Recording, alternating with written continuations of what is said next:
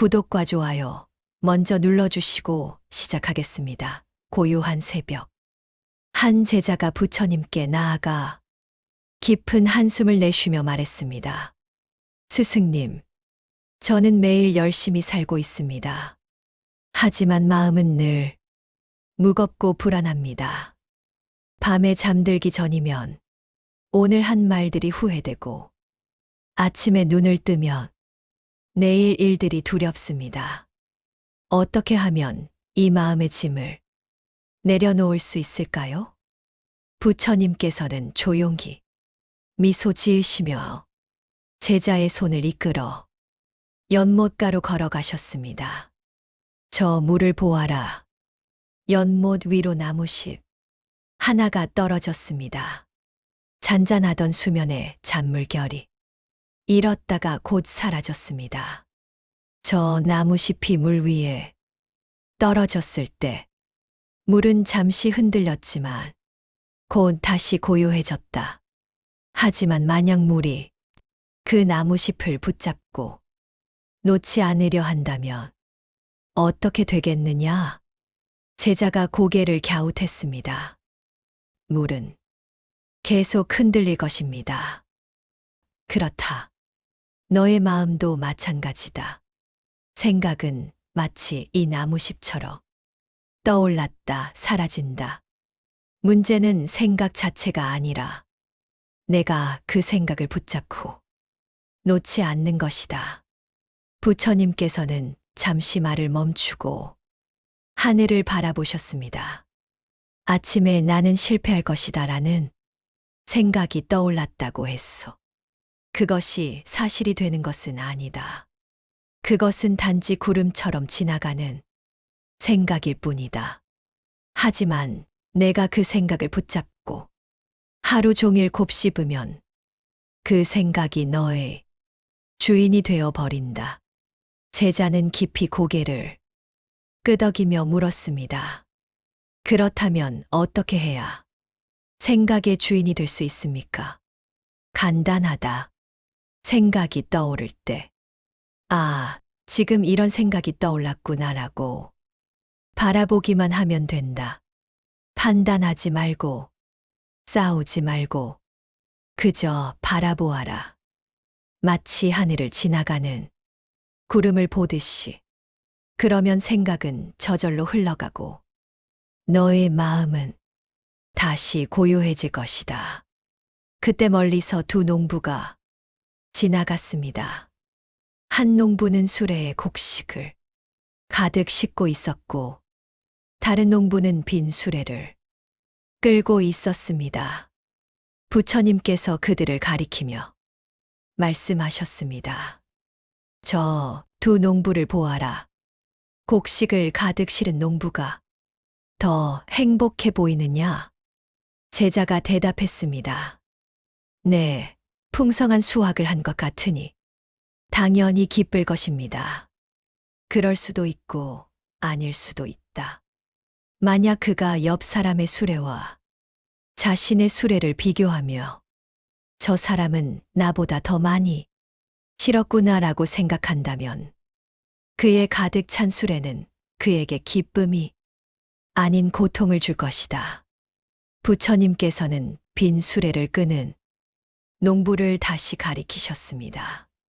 저 농부는 수레가 비어 있지만 만약 그가 오늘은 비록 적게 수확했지만 내일을 위한 씨앗은 남았구나라고 생각한다면 그의 빈 수레는 그에게 희망을 줄 것이다. 제자는 깊이 생각에 잠겼습니다. 부처님께서 이어 말씀하셨습니다. 사람들은 자신의 행복을 다른 사람과의 비교 속에서 찾으려 한다. 더 많이 가진 사람을 보며 부족함을 느끼고 더 적게 가진 사람을 보며 우월감을 느낀다. 하지만 그 어느 것도 진정한 평화를 주지 못한다. 진정한 평화는 비교를 멈출 때 온다. 햇살 한 줄기, 맑은 물 한 모금, 따뜻한 밥 한 그릇. 지금 내가 가진 것의 가치를 온전히 느낄 때 너는 이미 부유한 사람이 되는 것이다. 부처님께서 연못가에 놓인 커다란 항아리를 가리키셨습니다. 이 항아리를 물로 가득 채우려면 어떻게 해야 하겠느냐? 제자가 대답했습니다. 물을 계속 부어야 합니다. 그렇다. 하지만 한 번에 가득 채울 수는 없다. 한 바가지씩, 한 잔씩 부어야 한다. 작은 물방울들이 모여 결국 항아리를 가득 채운다. 부처님께서 잠시 말을 멈추고 제자를 바라보셨습니다. 사람들은 큰 변화를 원한다. 내일부터 완전히 다른 사람이 되어야지 다짐한다. 하지만 며칠 못 가 포기하고 자신을 탓한다. 왜 그런 줄 아느냐? 제자가 고개를 저었습니다.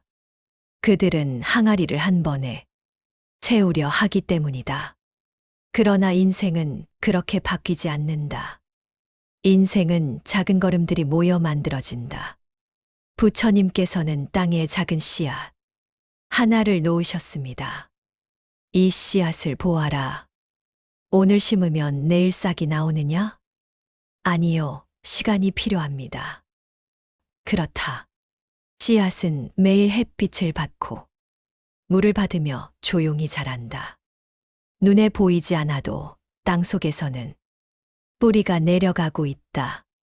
그리고 어느 날 그 땅을 뚫고 초록싹이 올라온다. 너의 변화도 이와 같아. 하루 5분의 침묵, 하루 한 번의 감사, 하루 한 장의 책. 이 작은 실천들이 쌓여 결국 너를 새로운 사람으로 만든다. 기적은 우연이 아니다. 기적은 포기하지 않은 자가 만들어낸 필연이다. 제자는 눈빛이 밝아지며 말했습니다. 이제부터는 큰 결심 대신 작은 실천을 하겠습니다. 부처님께서 고개를 끄덕이셨습니다. 그렇게 하라. 너의 작은 발걸음이 길이 되고 그 길이 너를 원하는 곳으로 데려갈 것이다.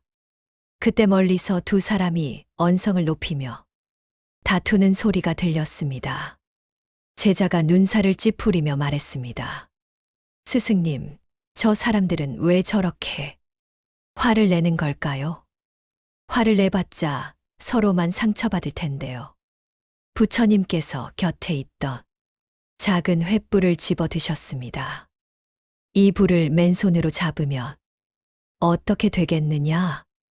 손이 타서 다칠 것입니다. 그렇다. 화도 이 불과 같다.